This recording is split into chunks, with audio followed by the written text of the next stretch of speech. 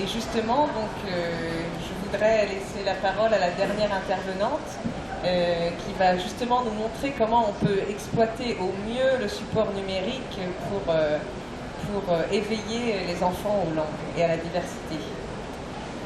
Merci Gaïd.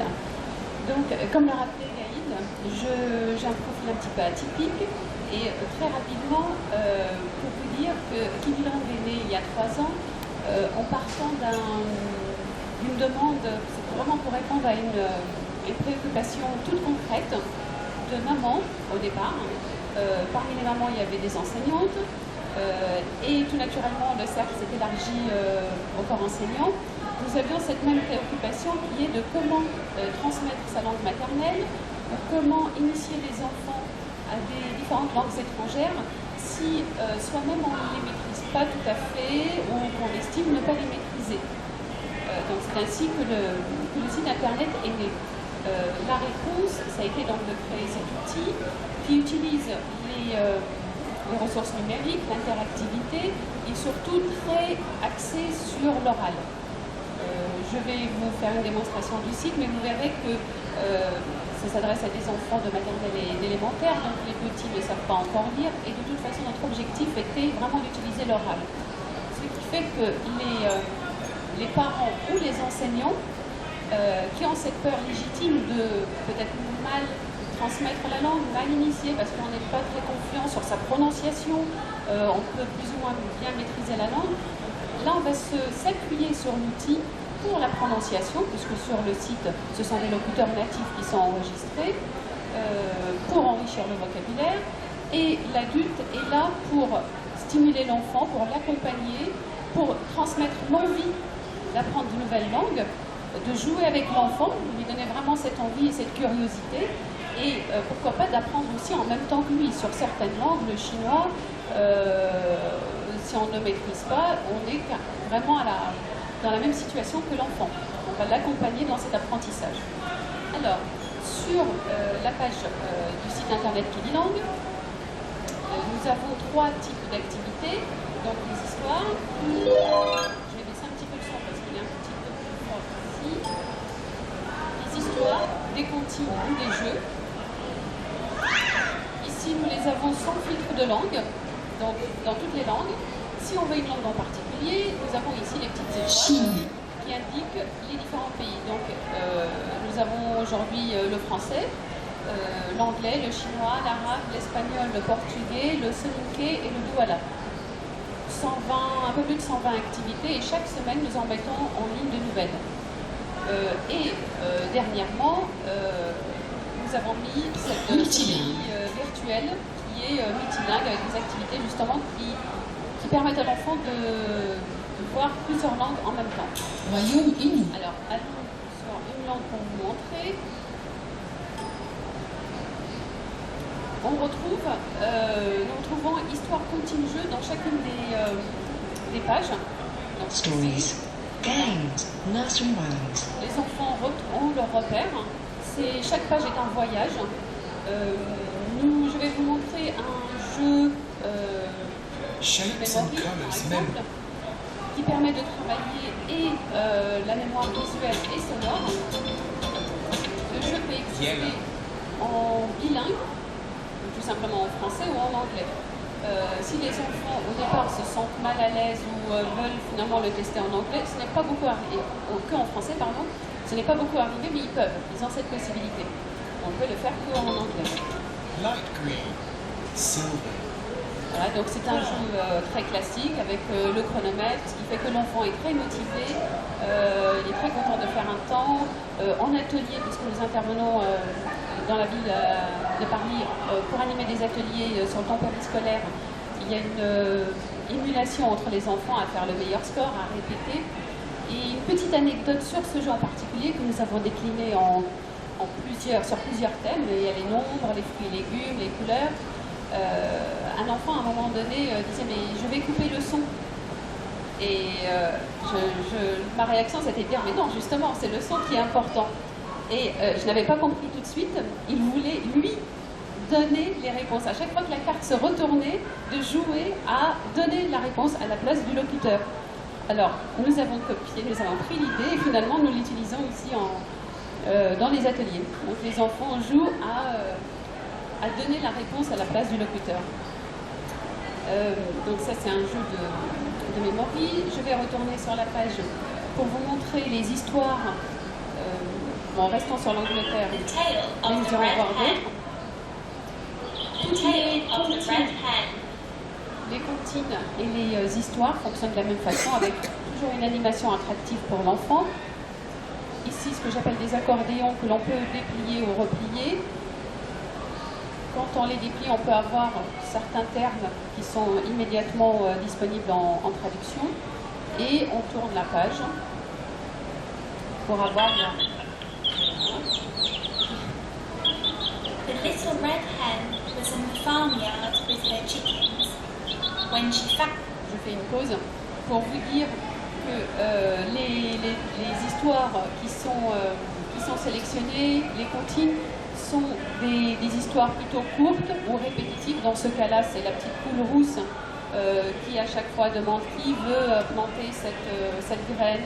Loi et le canard lui disent non, pas moi, non, pas moi. Donc not I. Donc il y a une répétition. Qui veut moudre le grain, etc. Nous allons aller en Chine pour vous montrer également un travail que l'on fait en chinois et en arabe sur la calligraphie. Bon, cette année, c'était justement la semaine dernière, l'année du cheval. Donc, on utilise cette occasion-là pour travailler le signe du cheval.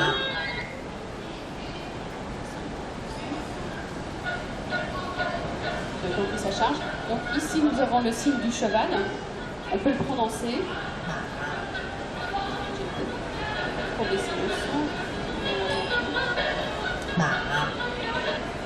Montrer à l'enfant aussi le pinyin, qui est une façon donc, de lire le chinois et qui permet de répéter les petites chansons, les petites comptines.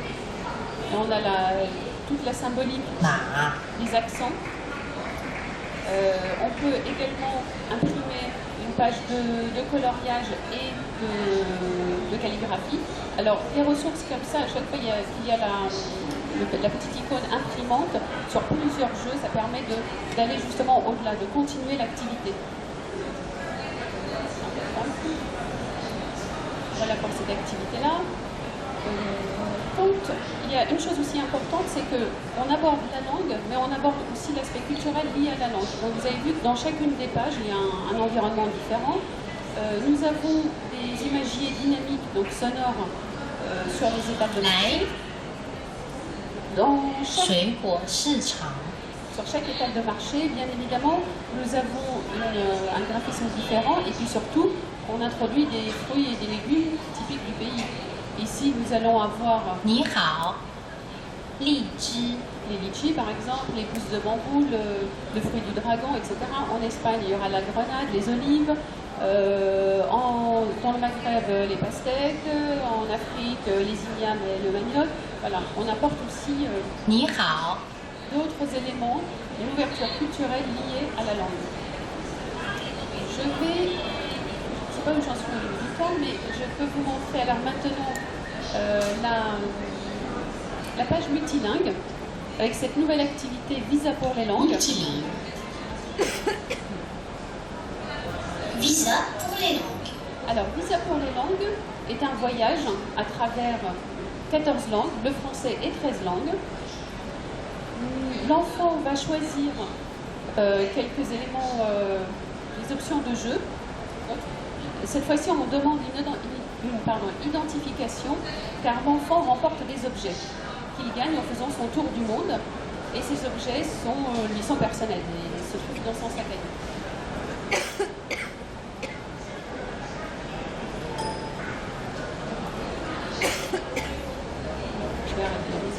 Donc on choisit fille ou garçon parce qu'en l'occurrence il y a des différences, par exemple en espagnol bienvenido ou bienvenida, donc il va y avoir justement des correspondances.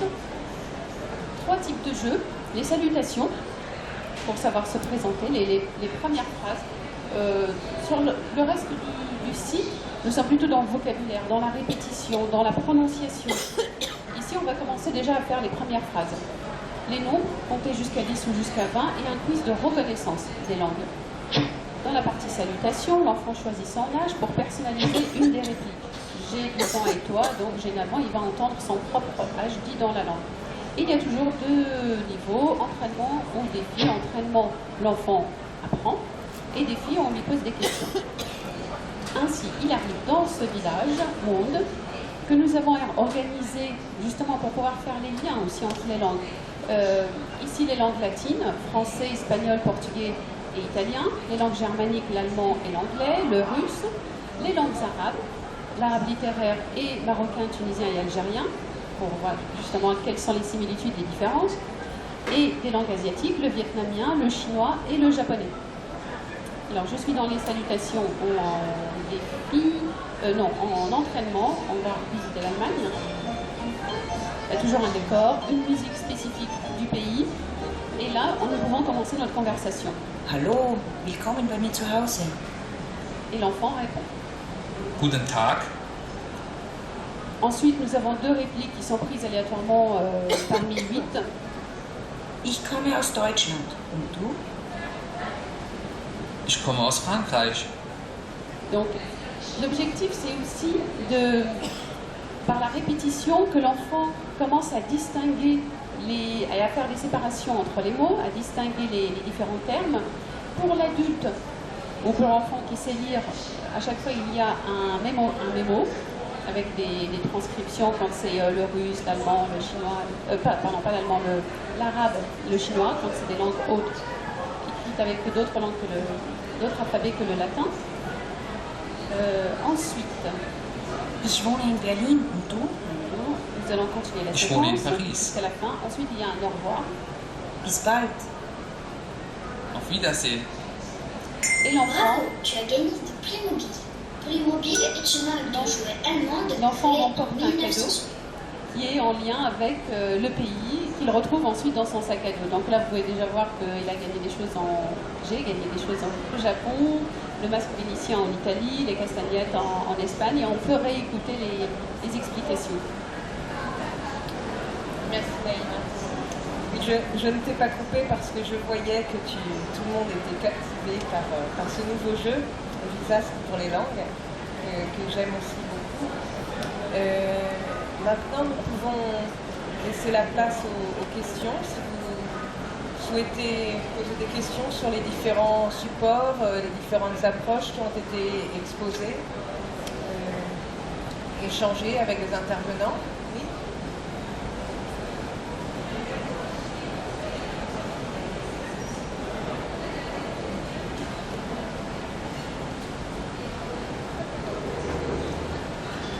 Bonjour, je voudrais savoir, est-ce qu'il existe un site pour apprendre le français, c'est-à-dire le français comme langue étrangère pour les enfants de 3 à 6 ans?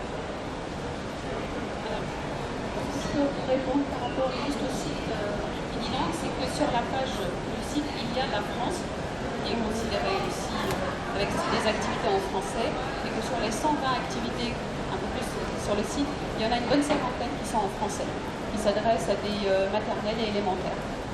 Si je comprends bien, vous ajoutez chaque jour, c'est-à-dire Chaque semaine. il y a quelque chose de nouveau. D'accord, merci.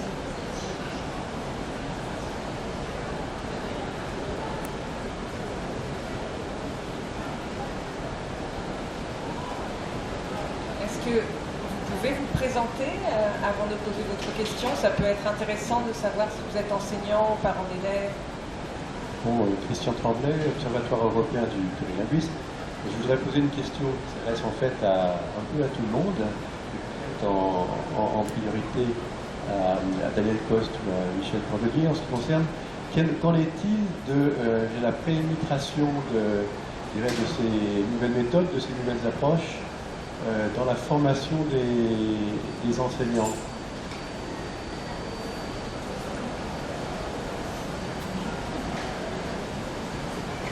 Dans quel pays?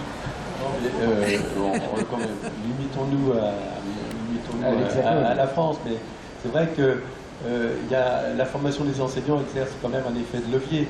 Ou bien on touche directement les enseignants, et à ce moment-là, il faut vraiment former tous les enseignants par des moyens extra-système de formation, ou bien on passe par les systèmes de formation.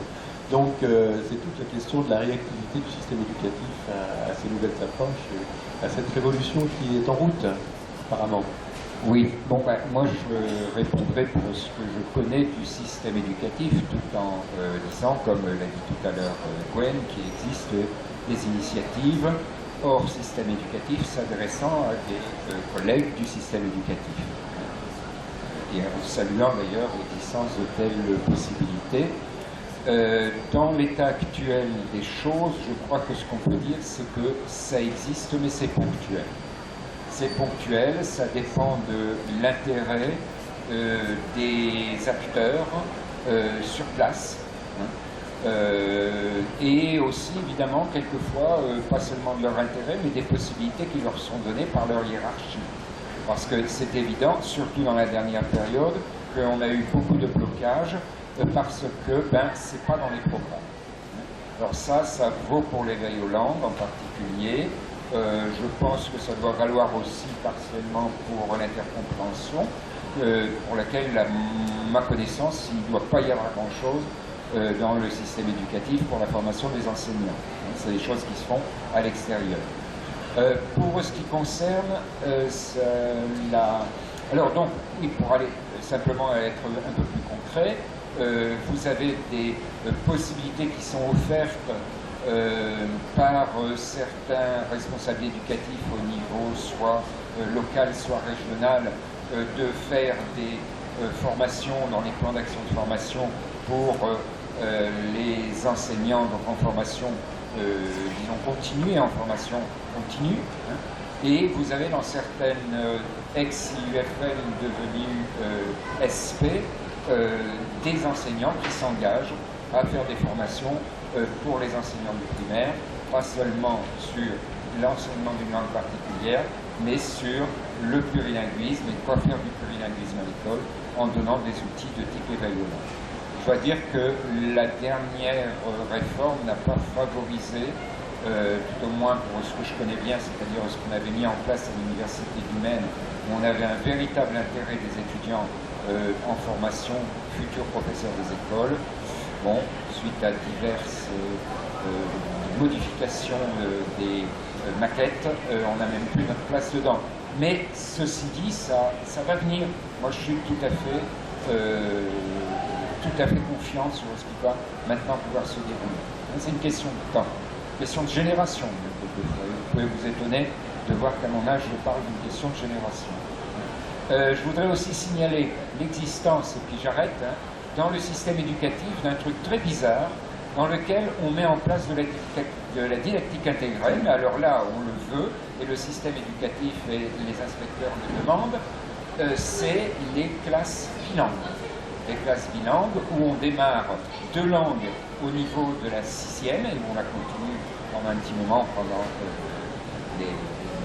le reste du collège, tout au moins. Et dans ces classes, les enseignants sont invités à mettre en relation l'enseignement, par exemple, de l'allemand avec l'enseignement de l'anglais. Et du matériel est développé pour cela. Alors, si on venait d'une autre planète, on se dirait, tiens, c'est la première fois que dans le système éducatif français, il y a des élèves qui apprennent 2 langues en même temps. Non, mais c'est la première fois qu'on s'en rend compte, peut-être. Oui, il y a un monsieur là qui souhaite. Bonjour, je m'appelle Anne Lefort, j'ai travaillé 20 ans dans le domaine de la traduction et puis je m'intéresse plus généralement aux langues étrangères. Moi je trouve ça très bien, tous ces nouveaux outils, mais en fait, toutes ces tentatives, ces nouvelles tentatives, vous venez juste de parler de projets bilingues, mais on n'entend pas beaucoup parler en fait de la mesure des effets en fait de ces projets, de ce que ça produit. Est-ce que c'est plus efficace que l'enseignement classique, ou est-ce que c'est parce qu'on est pris par ce mouvement des nouvelles technologies et qu'on se sent absolument obligé d'entrer là-dedans? Parce que moi là, dans ce que je suis arrivée un peu tard dans la conférence, mais j'ai vu la présentation qui dit langue. Et en fait, ce qui me dérange un petit peu, c'est que j'ai l'impression, je ne sais pas, je ne l'ai pas testé, alors donc c'est vraiment comme ça à chaud. j'ai l'impression que les enfants risquent de se lasser un petit peu à l'utilisation parce qu'il y a trop la notion d'apprentissage en fond, en fait. Pour moi, l'apprentissage des langues, c'est plus une sorte de bain linguistique. Et là, on n'est pas dans un bain linguistique, on est dans des exercices à réaliser.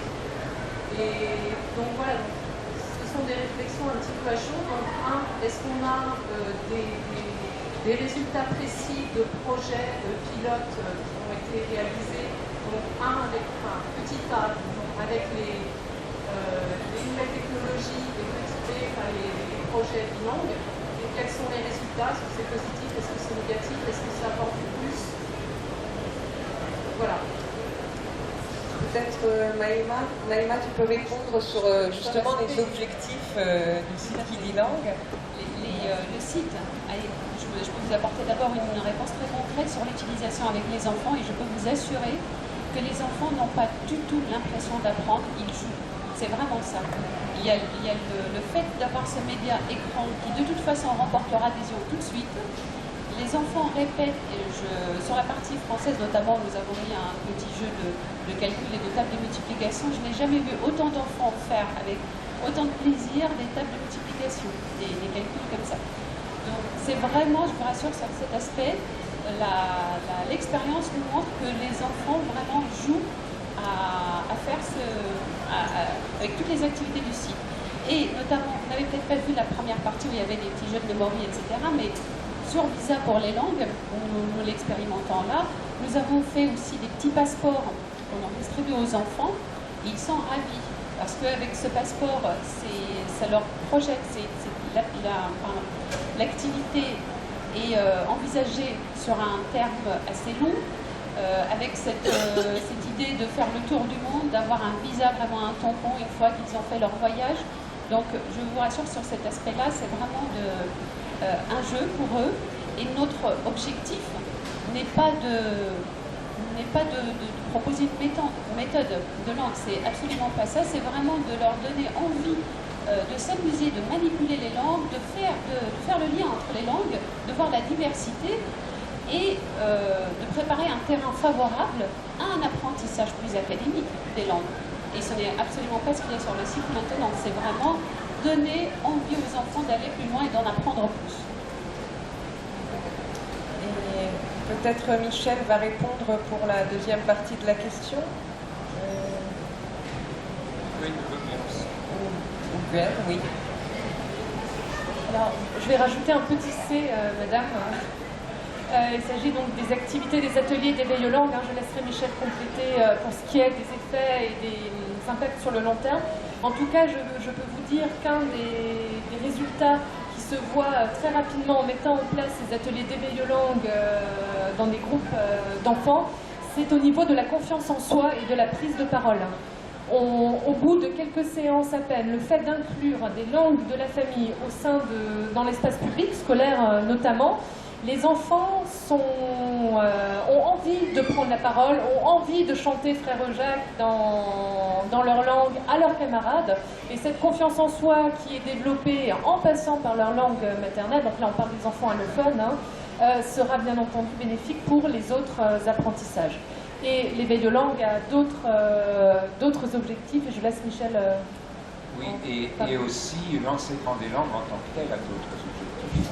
L'enseignement des langues, oui, bien sûr, c'est pour apprendre à communiquer dans les langues, de diverses façons, mais dans un monde tel qu'il est, et ça a été dit tout à l'heure par Xavier North, l'enseignement des langues, il a des objectifs transversaux concernant à la fois les attitudes vis-à-vis de la diversité et aussi vis-à-vis de soi-même et de sa propre identité.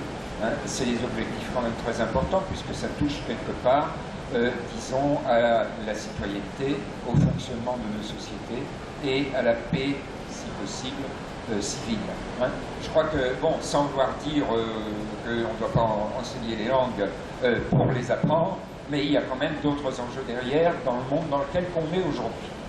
Alors, en ce qui concerne Éveil aux langues, en effet, on a fait en 2000-2001 avec le projet EVLangue, mais vous trouverez ça en cherchant sur Internet, une évaluation qu'on peut appeler lourde, c'est-à-dire avec des moyens lourds. on n'a pas vu quantitatif, qualitatif, etc., portant sur 500 élèves, ou c'est déjà tellement loin.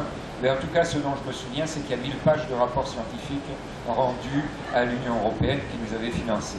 Alors, s'il n'y a pas de miracle, il n'y a pas de miracle, mais on voit quand même qu'on arrive à développer, avec 30 heures d'éveil aux langues, on arrive à développer des aptitudes à mieux entendre et discriminer les langues, des aptitudes à mieux analyser ce qui se passe dans le fonctionnement syntaxique des langues, et également une curiosité et une ouverture à la diversité. Bon, si on arrive déjà à ça, c'est pas si mal. Voilà, bon, c'est une longue question, celle de l'évaluation, parce qu'il y a des choses que je pense qu'on ne peut pas évaluer, et qui existent, que l'on voit. Oui, donc ce qu'il faut souligner, oui, c'est comme les intervenants l'ont dit, c'est que l'éveil aux langues participe à la légitimation des cultures d'origine et par-delà, comme l'a dit Michel, à la cohésion sociale. Daniel et monsieur, je ne vous oublie pas, je sais bien que vous avez une question.